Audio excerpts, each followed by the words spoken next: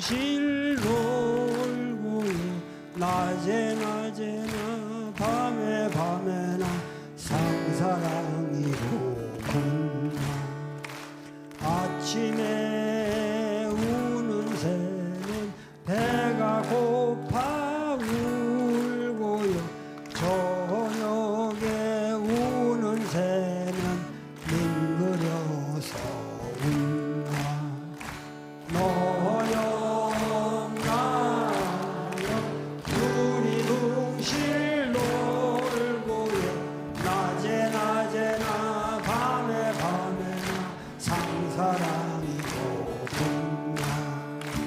높은 산 상상봉 외로운 소나무 누구를 잊고서 왜 홀로서 있나.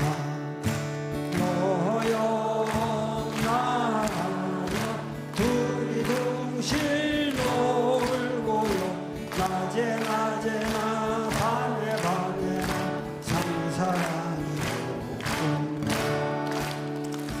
제주선 동백꽃 생긴 대로 붉은데 어이하여 붓다고 무참히 짓밟나. 너영 나영 둘이 둥실 놀고요 낮에 낮에나 밤에 밤에 상사랑이로구나.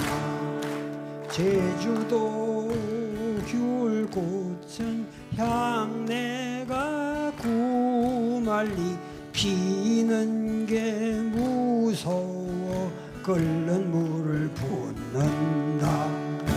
너영 나영 둘이 둥실 놀고요 낮에 낮에나 밤에 밤에나 상사랑이로구나. 짓을 하나 못 먹고 쌓인하는 한라산 정방폭포 낙수물은 혈로 되어 흐른다. 너영 나영 둘이 둥실 놀고요 낮에 낮에나 밤에 밤에나 상사랑이로구나. 백록담 올라갈 때 누이 동생 하더니 한라산 내려올 땐 신랑 각시가 된다. 너영 나영 둘이 둥실 놀고요 낮에 낮에나 밤에 밤에나 상사랑이로구나.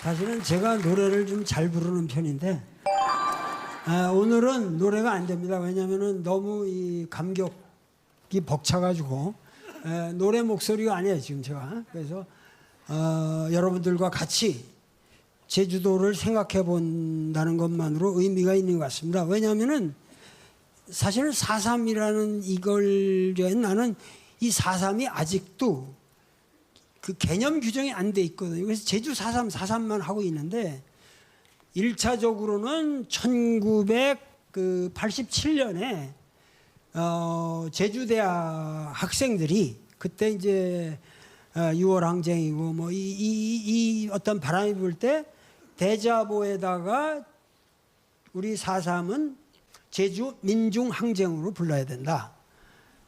그래서 나는 그 민중항쟁이란 말을 저는 써야 된다고 생각을 하고 4.3에 대한 규정성이라고 하는 것은 우리 제주도 사람들이 그렇게 했고 또 강요배 화백이 서울에서 전시회를 할 때 그 후에 제주 민중항쟁이란 말을 분명히 썼고 그리고 그 뒤로도 쭉 그렇게 불러오고 있기 때문에 이제 민중항쟁이라고 하는 이 의미가 강렬하게 부각돼야 된다고 생각을 하는데 사실은 단순한 민중 항쟁뿐만이 아니라 여기는 아주 그 형편없는 이 무지막지한 국가 권력의 어떤 학살이라고 하는 테마가 들어가 있고 거기에 대해서 정의로운 의거라고 하는 이 학살과 의거라는 테마가 반드시 같이 반영이 돼야 된다.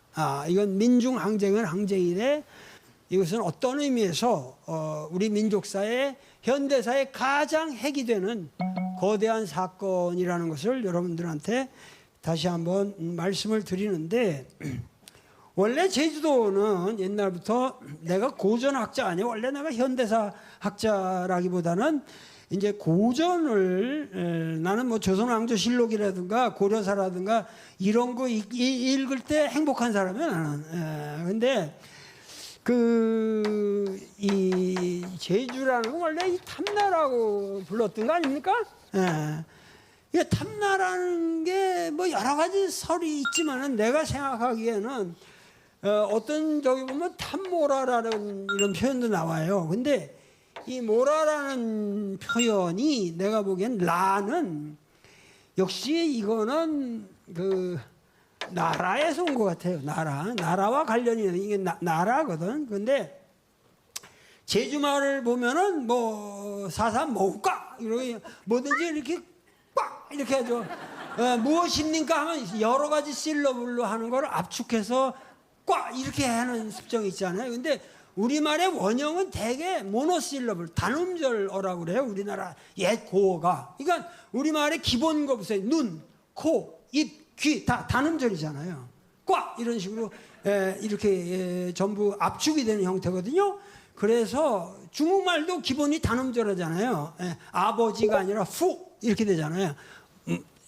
어머니가 아니라 모 하나잖아요. 그러니까 옛말이라는 게 그러니까 제주도 말이라는 건 우리 말의 가장 원형을 보존하는 말이라서 난 그 석주면 선생의 그 제주말 연구라든가 이런 게 앞으로 굉장히 다시 좀 각광을 받아야 한다고 생각을 하는데 라라는 거는 나라예요. 나라고 이거는 이제 탐이라는 거 여러 가지 뭐 탕나로 쓰기도 하고 하여튼 탁이든 탐이든 이런 탐이라는 건 내가 생각하기에는 이 우리말에 지금 이 아일랜드라는 이 섬이라는 거 지금 현대어로 섬 아니에요. 그러니까 이 단음절이란 말이에요. 섬 이렇게 이게 옛말이거든요. 이것도 이 섬의 진짜 옛말이 탐이었던 것 같아요. 제주말이. 그래서 탐나는 뭐예요? 섬나라죠. 섬을 하나의 단위로 해서 이루어진 고대 국가였습니다. 탐나 아시겠죠? 섬나라 독립적인 국가였고 여러분들이 그 황룡사 구층탑이라고 하는 유명한 이 신라 시대의 그 거탑을 그야말로 세계적인 뭐 중국을 다 제압할 만한 그런 거대한 탑이고 탑의 역사에 있어서도 중국의 탑보다도 더 대단한 역사를 가지고 있는 건데 거기에 보면은 이 자기들이 신라에서 그 탑을 세운 이유가 탑을 세우긴 린국을 제압하기 위한 그 부처님 힘으로 제압하기 위한 그러한 그래서 이제 그 구층탑을 이게 목탑 아닙니까? 이게 목탑에 이렇게 목탑으로 쭉 이 목탑으로 이렇게 9층까지 올라가는데 1층은 일본을 제압하고 그러니까 일본이 상당히 크긴 컸던 모양이에요 그때. 일본을 제압하고 2층은 중화를 제압한다는 거예요. 중화라고 그랬어요. 이게 내가 보기엔 중원 저쪽 하북성 저쪽 이 중원 지역을 말하는 것 같은데 중화라고 했고 세 번째가 5월이라고 그랬거든. 5월 동주 중국의 저 남방 그러니까 이건 중국의 북방을 말하고 이건 5월이 이 5월 동주 이게 5월이라는 그 월왕 구천인이 이거 대단한 나라 아닙니까? 이거 5월 세력이고 네 번째 층이 탐나예요.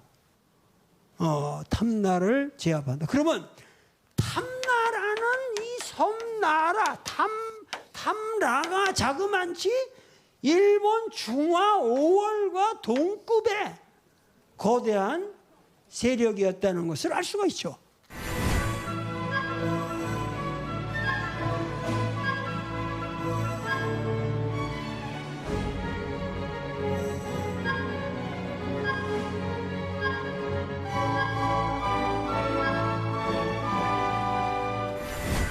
아시겠습니까? 네.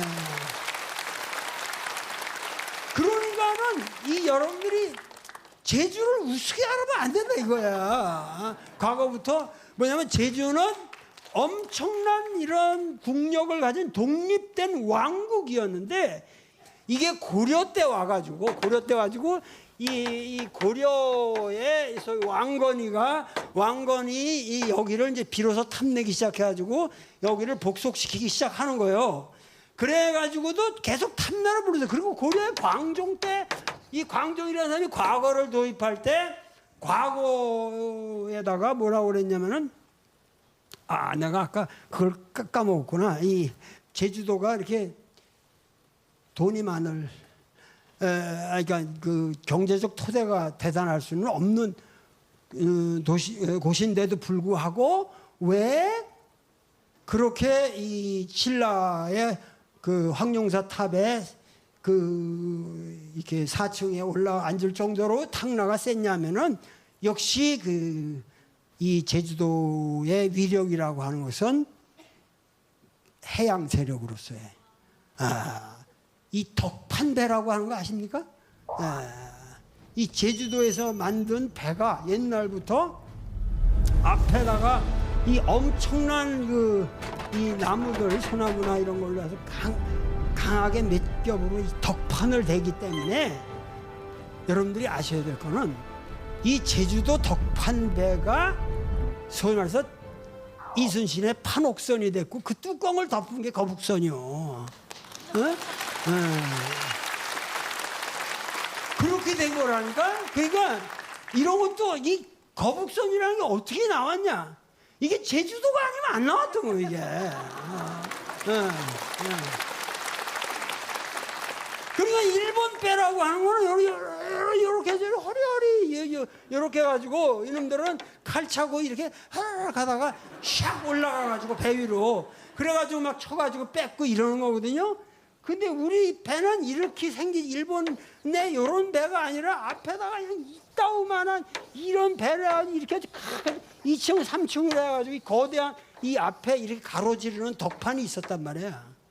그러니까 이게 판옥선이 되는 거고 이게 여기 부딪히면 어떻게 돼? 이거 뭐 이게 다 깨져버리지. 부딪히면. 예? 그런 데다가 여기다가 우리 저 제주도 덕판배도 3층이나 됐어요. 속에 안에 층수가 큰 배였다고. 그거에다 뚜껑을 덮으면 거북선이 되는 거죠. 이게 역사적으로 이런 게 이렇게 옛날 얘기하면 훨씬 재밌죠. 내가 나한테 들으면. 그러다가 결국 고려 광종 때 와가지고 이제 과거를 보게 되면서 제주도 사람들도 와서 과거를 봐라. 그래서 과거를 보기 시작했지. 왜? 아무래도 제주도는 물자가 딸리고 그러니까 저 육지에 가서 거기서 벼슬을 하면은 여러 가지 혜택이 있을 수 있다. 그래가지고 사람들이 이제 광종 때부터 과거 시험을 보기 시작한 거예요. 그러면서 점점 종속이 돼가지고 이제 고종 때, 고려 고종 때 비로소 제주라는 이름을 얻게 되는 거예요. 이 제주라는 사실 이름이 불행한 거지. 어떻게 보면 탐나가 이게 정석이에요. 탐나가. 왜냐하면 제주라는 말은 뭐냐면 건널 제자니까 건너 있는 우리의 육지의 주현이라는 의미거든요. 아시겠습니까? 제주는 뭐냐면 떨어져 있는 주현이다 이거예요. 그러니까는 제주라는 말은 벌써 대륙에 완전히 종속된 주현이 됐다는 거죠. 그래서 사실은 제주라는 말보다는 탐나가 제대로 된 말이요, 사실은. 탐나.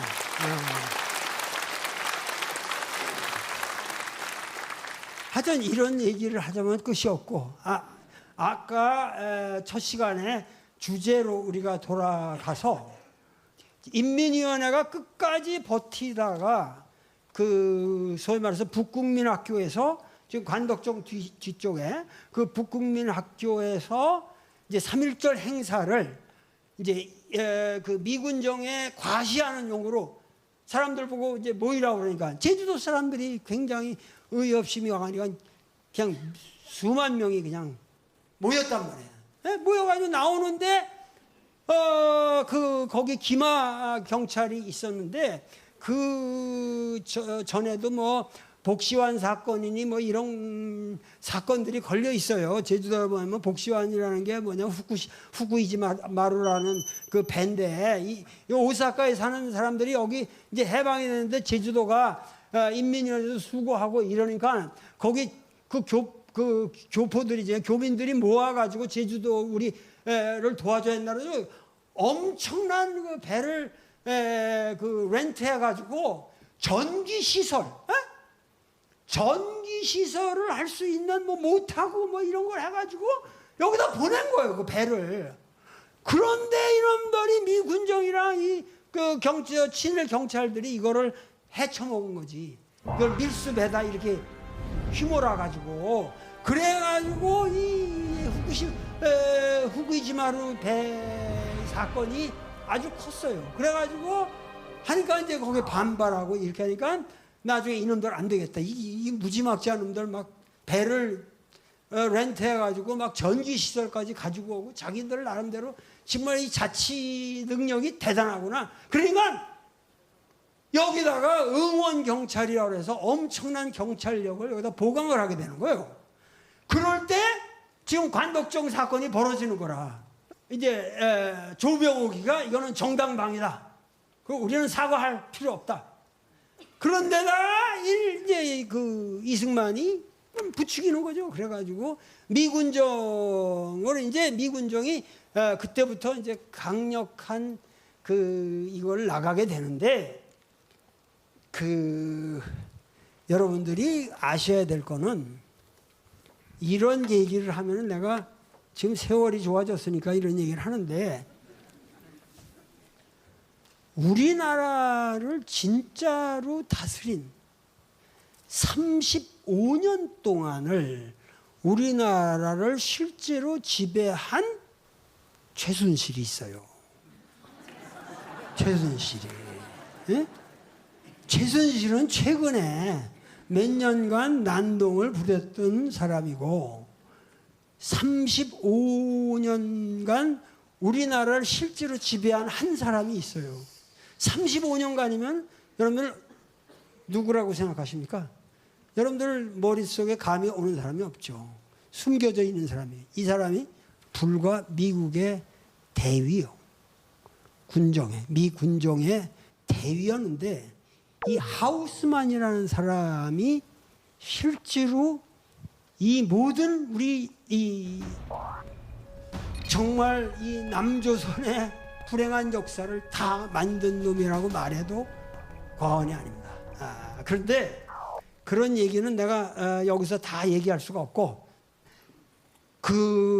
하여튼 어떤 때는 이 사람이 경무대 안에서 살기도 했고 완전히 이승만은 그 권력을 그러니까 이승만이라는 사람은 근원적으로 이 나라를 통치할 수 있는 아무런 실력도 없고 아무것도 없었어요. 이 사람이 1945년에 한국에 오게 되는 게 가장 이 김구 선생의 최대 실책이 뭔지 아십니까? 뭐냐면 처음부터 임정을 인정해라. 임정으로 우리는 가겠다 하고 서안에서 버티게 되는데 이게 실책이죠. 이승만은 잽싸게 미국에서 개인 자격으로 들어오는 거예요. 그래가지고 잽싸게 그 사람은 아니까 동경으로 날라가지고 동경에서 메가더를 먼저 만나요. 그러고 거기서 뭐냐면 메가더가 하지를 불러요. 동경으로. 그래서 이승만은 한국에 귀국하기 전에 동경에서 메가다하고 하지하고 셋이 앉아가지고 낄낄대고 대국을 논한다고. 벌써 여기서 끝나버린 거지. 그런데 김구는 우리 임시 정부를 인정해라. 그러고 오다가 결국은 11월 23일에나 여기에 도착하는데, 이승만은 10월 16일 날 들어왔는데 한 달이라고 하는 시차가 그 당시로 볼 때는 이건 결정탑니다. 그러니까 그 김구가 저기를 하면은 어떻게 되냐면 8월 15일 날 바로 들어왔어야 돼요. 바로 들어와가지고 제일 현명한 건 뭐죠? 여운형과 손을 잡아가지고 건주를 이끌었어야죠.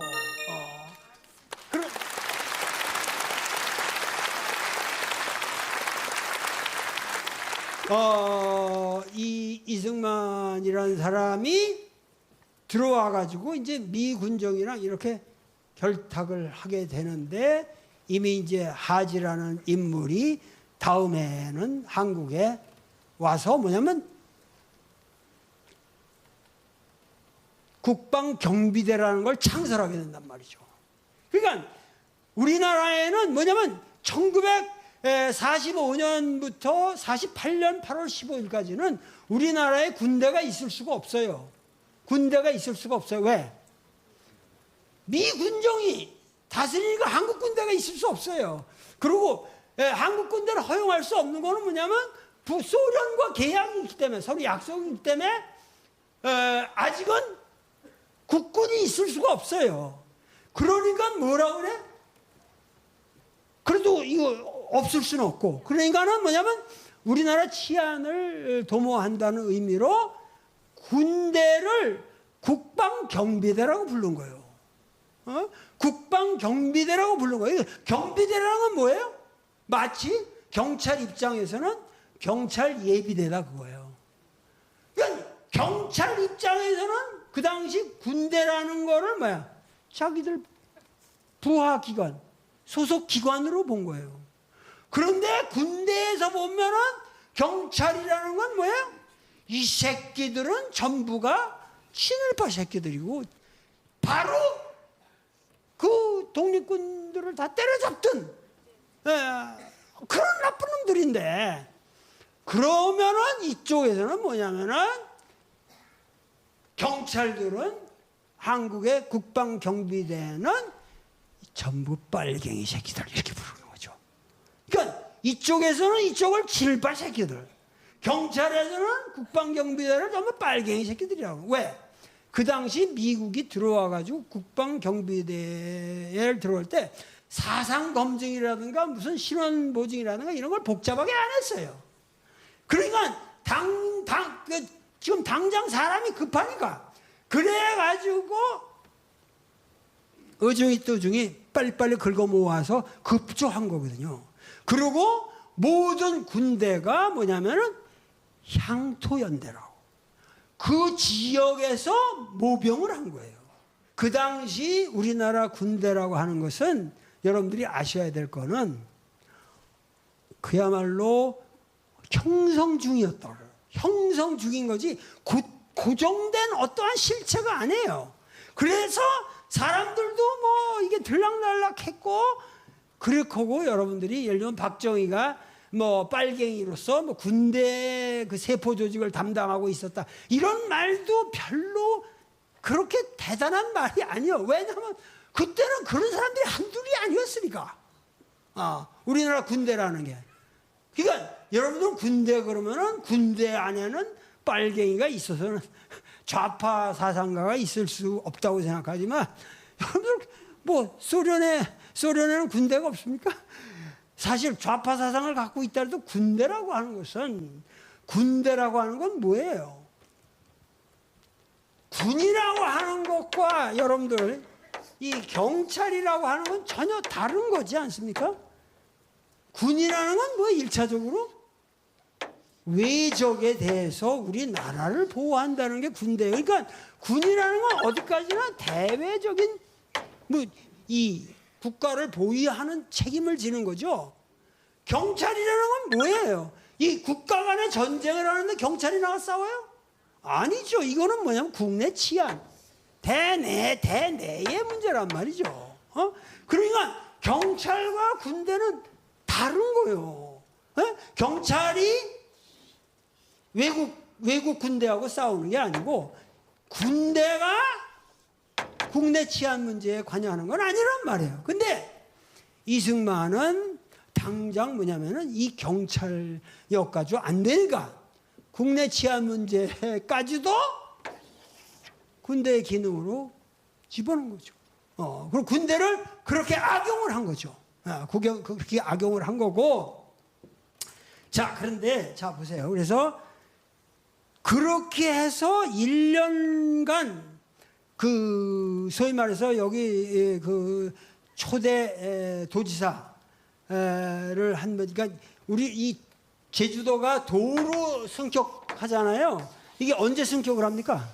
그 전에는 전부가 제주도에 제주도는 전라도에 속한 그냥 군이잖아요. 그러니까는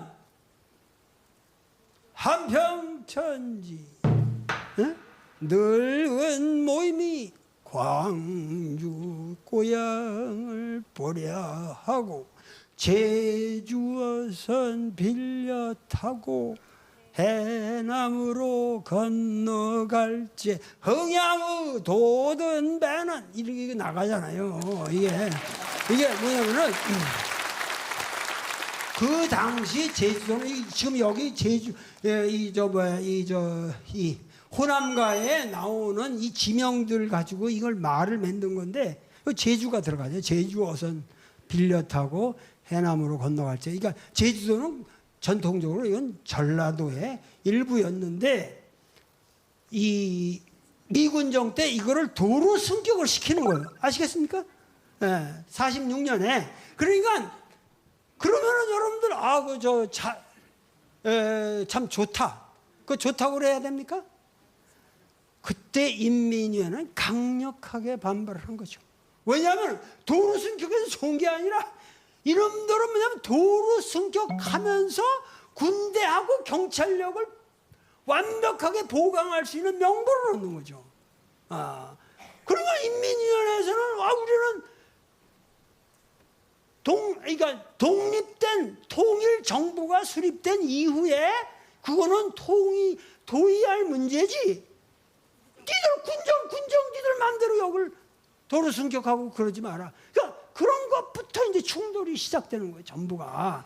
우리 인민위원회에서는 어떻게 하면은 우리 자치의 이러한 조건을 만드느냐 이래가지고 이제 하다가 결국은 1947년에 3.1절 때 그 불행한 사건이 있게 되고 그러면서 한 1년 동안에 뭐 2,500명 정도를 검거해서 그때는 뭐 죽인 건 아니에요. 그때는 학살은 아니고 2,500명 정도를 검거해서 구타하고 막 고문을 가하고 이렇게 되는 거죠. 그러니까 2,500명씩이나 그렇게 되는 건 난리가 난 거죠. 겨우 그거 하나 가지고. 그러니까 그 당시는 뭐냐면 그 파업에 참석한 사람들이 제주도의 뭐 95%가 다 파업에 참가했다고 그러니까 그 95%라는 거는 그 당시는 건강한 경찰이나 공무원이나 다 참여했어요. 그래서 그때는 제주도가 일치 단결해서 이거는 말이 안 된다. 그래서 저항을 한 거죠. 그러니까 정부에서도 이제 참다 못해서 점점 강화를 해나가는. 왜? 48년이면은 이승만은 뭐를 해야 됩니까? 지가 정권을 잡아서 소위 말해서 이 독자적인 남한만의 단독 선거를 해서 단독 정부를 세우는 게 지금 이승만의 복심 아니에요. 왜냐하면 이승만은 도저히 그 통일된 정부를 수립할 능력이 없었거든. 그러면 자기는 이제 밀려 안 되는 걸 알거든요. 그러니까 전부 아까도 말했지만 그러니까 하지가 이 3만 군중이 그 광화문 앞에 모인데 이 이승만이 딱 나타나가지고 처음에 그 광화문에서 거기서 이 연설한 내용을 아십니까? 저는 개인의 자격으로 왔습니다. 저는 권력을 탐하지 않습니다. 저는 집권할 생각도 없습니다. 저는 오직 자유를 사랑하는 사람입니다.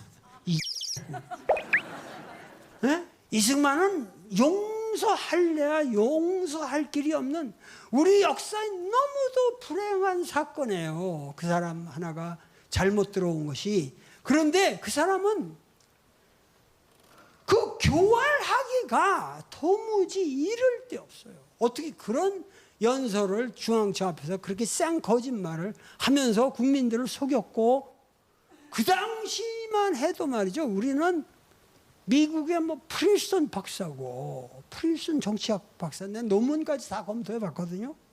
잘 썼어요. 머리가 있는 사람이에요. 그 당시 중립국 문제 가지고 쓴 건데 상당히 잘 쓴 논문입니다. 그리고 그 사람의 지도 교수가 우드로 윌슨이었거든요. 그러니까 이승만은 미국에서 앉아가지고 아무것도 안 하고 타이프 하나 넣고 미국 대통령한테 편지를 쓸 수 있는 사람이었어요. 그러니까 이건 독립운동과 아무 관계 없고, 이거 타이프 넣고 그러면서 나는 외교 노선이다. 무장투쟁은 이건 현명한 방법이 아니다. 그러고서 돈은 어떻게 벌어먹고 살았는 줄 알아요? 미국에서? 주말이면은 교회를 다니면서 간증을 하는 거예요. 영어로. 잘생겼거든. 젊을 딸의 이승만이. 그러면 당신들이 보낸 선교사가 한국에서 이런 기적적인 뭐를 일으키고 막 하면 돈이 우르르 들어오지. 그런 거로 먹고 살아요.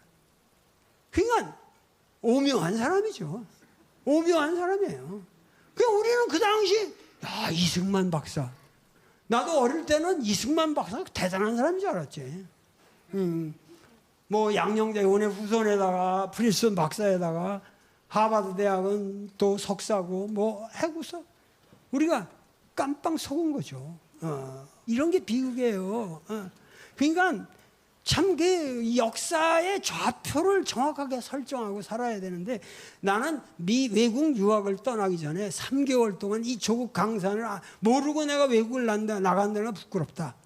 그리고 전국을 3개월 동안 내가 혼자 무전여행을 한 사람이에요.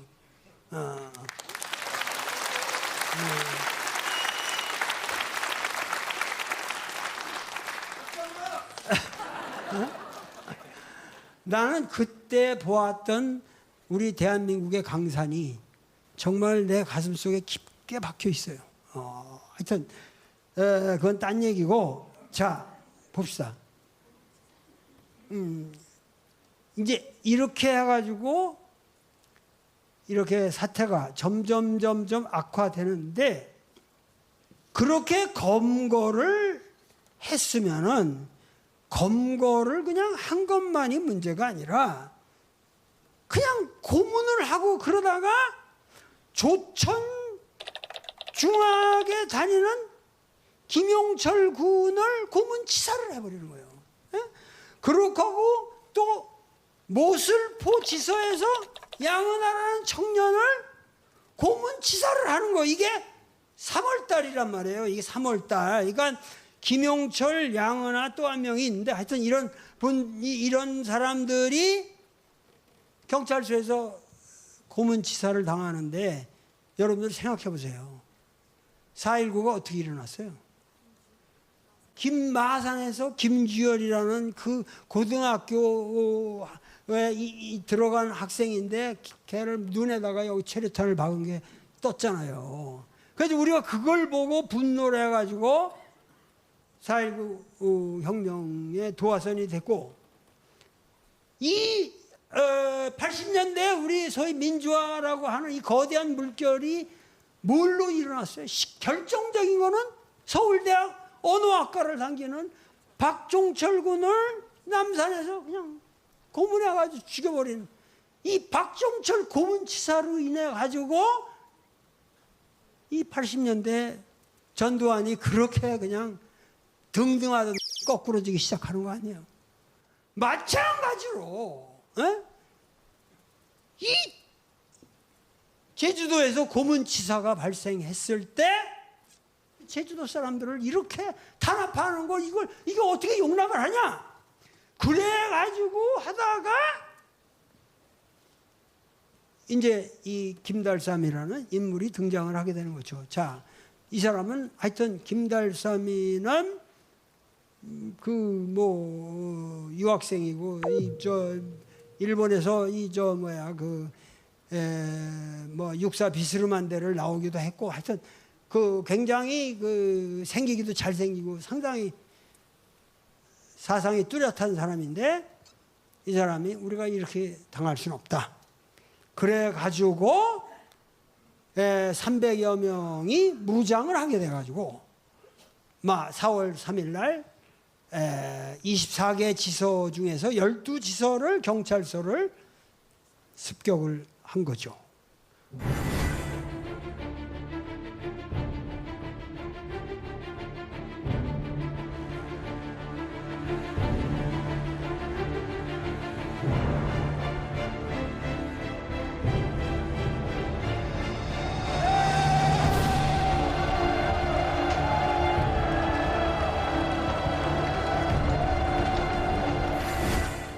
그 사건 이후로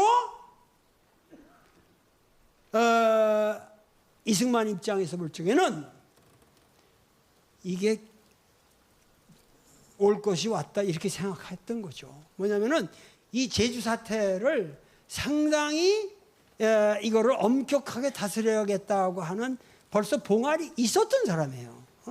그러니까 이 사태가 4.3 사태가 일어나자마자 이제 완전히 제주도는 이제 빨갱이 섬이 되는 거죠.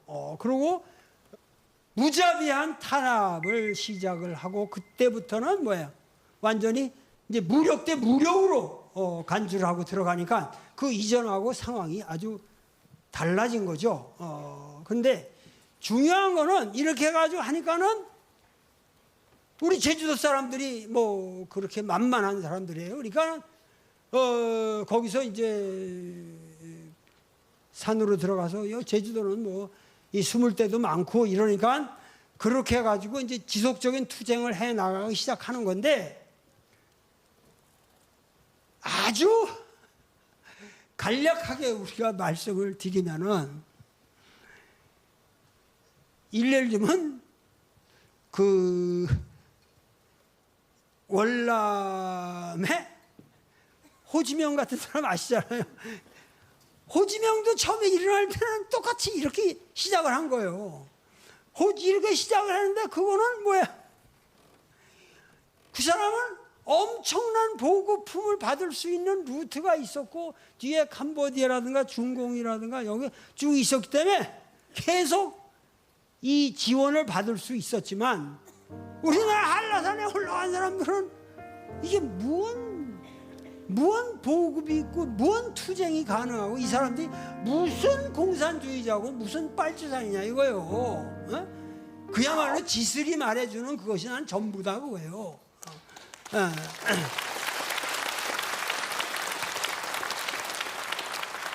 그래가지고 이제 그렇게 해서 그러면 제주도 사람들은 아무래도 그 사람들에게서 처음에는 동조적이고 도와줄 수밖에 없죠. 다 아는 사람들이고 그러니까 그렇게 해가지고 이제 이게 되는데 여기에 대해서 강경 진압을 시작을 하게 되고 자 이렇게 되다가 너무 이 강경 진압을 하게 되니까 이 제주도의 구연대장으로 있던 이 김익렬이란 인물에 대해서는 여러분들이 굉장한 평가가 있어야 되고 제주도에서 해로운 시각에서 이 사람을 조명해야 된다고 생각하는데, 이 김익렬이라는 사람은 이게 말이 되냐? 우리가 군대라는 것이 여기 우리 군민들을 이렇게 토벌한다는 건 그때부터는 무조건 토벌이니까 진압이 아니에요. 토벌. 예? 진압이라는 거는 그냥 이렇게 순무도하고 이런 거지만 토벌은 보는 대로 쏴주기라는 거예요. 토벌이라는 의미하고 진압이라는 의미는 전혀 다른 겁니다. 근데 완전히 토벌로, 그러니까 어떻게 군인이 자국민을 토벌하냐? 그러니까 이건 말도 안 되는 거 아니냐? 어떻게 됐든지 간에 이 단초가 이것은 잘못 시작을 한 거기 때문에 여기에 대해서 우리는 이 토벌을 해서는 아니 된다. 그래서 뭐냐면은 평화적인 회담을 해서 어떻게든, 그래서 가가지고 김달삼이라는 사람을 만나가지고 너희들 신원을 보장할 것이고 사후의 모든 대책을 우리가 강구한다. 그러면서 너희들이 내 말을 못 믿겠으면 우리 가족을 볼모로 잡아도 좋다.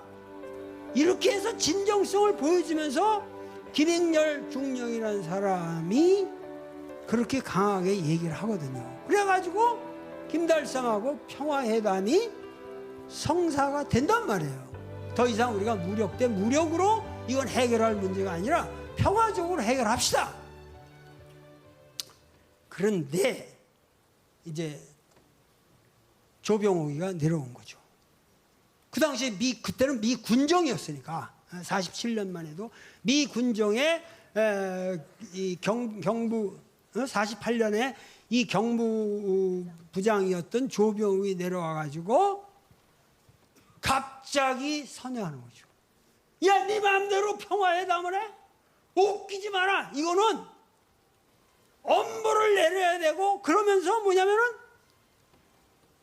거기다 대고 이 그때 미군의 뭐 디니니 이런 사람들 다 앉아 있는데 거기서 조병옥이가 김익렬이를 놓고, 야, 네가 말이야 김달삼이도 저 일본의 뭐 육군 간부 후보생 출신이고 너도 막 같이 있었잖아. 니들 한 패거리 아니냐? 사실은 이 두 사람이 만난 적이 없거든요. 그리고 일본의 간부 후보생 간부 후보생 학교가 여러 개 있어가지고 이게 계통이 달라요. 이 두 사람이 미리 알지 않았어요. 그런데 조병옥이가 너 나 김달삼이랑 일본에서부터 한 패거리 아니야? 그리고 김달삼이 그러면서 또 이 김익렬 보고 하는 말이 네 아버지가 원래 공산주의자였잖아 이러면서 조병옥이가 했거든. 아니 김익렬 아버지가 무슨 공산주의 그 아무 관계도 없는 사람인데 생으로 그렇게 몰아간 거죠. 영어로 막 짓거리고 외국 사람들 들으라고 그러니까 그냥 김익렬이가 날라가지고 그냥 그 자리에서 조병옥이랑 진짜 육탄전을 벌였어요.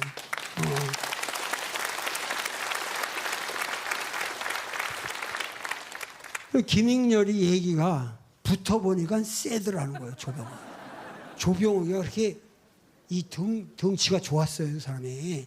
그래가지고 붙어보니까 세더라는 거예요. 그렇게까지 실제로 육탄전을 벌였어요. 그러다가 사람들이 뜯어 말리고 그러면서 그 다음 달로 해임이 돼버리죠. 이 김익렬이. 그런데 이 사람을 해임시켜서 보낸 데가 어디냐? 이게 여수 14연대 연대장으로 보낸 거예요. 여수연대는 여수 그 지역 사람들이 만든 군대예요. 이 제주 구연대도 마찬가지로 제주 사람들 여기 향토연대란 말이에요. 그러니까 왜 자기 동네 사람을 죽이겠어요? 예? 그러니까 그 당시 군대는 성격이 그러하다 그 말이죠. 아시겠습니까? 예. 그래가지고 이 14연대로 와가지고 김익렬 중령이 그 14연대 사람들한테 내가 이렇게 억울할 수가 있냐? 이거 정말 이 조병욱이 이 나쁜 이게 이런 식으로 사태를 이거는 토벌을 해서는 아니 될 것인데 이렇게 몰아가고 있다 하고 거기 가서 계속 얘기를 했겠죠. 그러니까 여수 14연대가 어떻게 제주 사태를 거부해서 그러한 이제 그때 말로 반란을 일으킬 수 있었냐. 그 당시 신문도 없고 아무것도 없을 때 사실 제주도 이 문제는 완전히 격절돼서 이 육지에서 몰랐단 말이에요. 그러니까 그 원인을 여러분들이 아셔야 되는 거예요. 김익렬 중령이 가서 14연대의 사람들을 계몽을 시킨 거죠. 야, 지금 제주도에선 이렇게 형편없는 일이 일어나고 있다. 자, 여기서 우리가 또 중요한 게 그 뒤로 엄청난 사건들이 또 터져요. 아이고, 아이고, 아이고, 아이고, 아이고. 제주도민을 악착같이 다 학살하고 토벌하고. 이게 얼마나 슬픈 이야기냐 이거죠. 지금 이 평화를 향한 우리의 이 걸음이라고 하는 것은 이것은 너무도 절실한 우리 민족의 요구고 4.3 민중항쟁 때부터 지속되어 오는 70년간의 우리의 싸움이었는데 우리 민중이 이제는 우리는 평화롭게 살겠다고 하는 것을 전 세계 만방에 우리 민중이 선포해야 됩니다.